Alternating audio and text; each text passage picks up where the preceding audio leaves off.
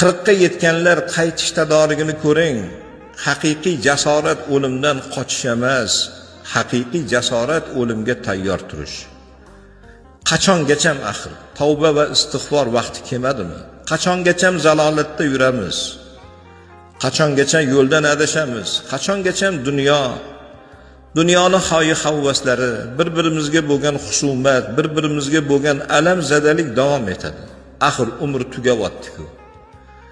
40 ga kirganingda ham Rabbingga qaytmasang qachon qaytasan? 40 yosh bandaga Allohdan yuborilgan elchi. Bu 40 yoshga kirdikmi? Endi elchi keldi jonimizga. Endi navqironlik davring, kuch-quvvatga to'lgan kamolat davring o'tdi.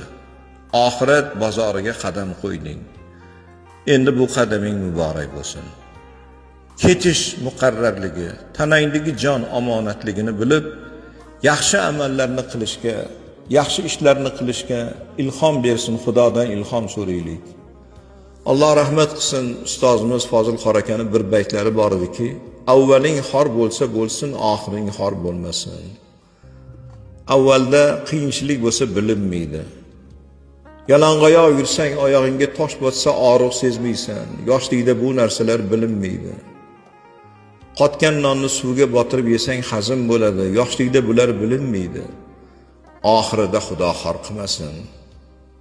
Odamlarning qo'liga qarab sarg'aytirmasin. Farzandlarning qo'lida xorizor qilmasin. Birovni hojatiga zor bo'lib qolmaylik, birovni xizmatiga zor bo'lmaylik. Hojatimizga o'zimiz yaraylik, o'zimizni o'zimiz ebilaylik. Hazrati Azroil alayhissalom eshik qoqqanda yorug' yuz bilan omonatni topshirishni Alloh hammamizga nasib etsin.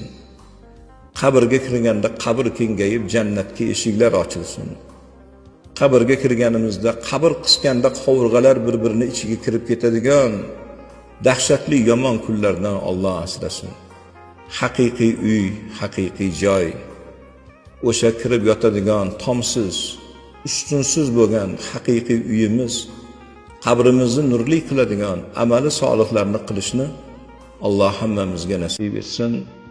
Assalomu alaykum va rahmatullohi va barakatuh.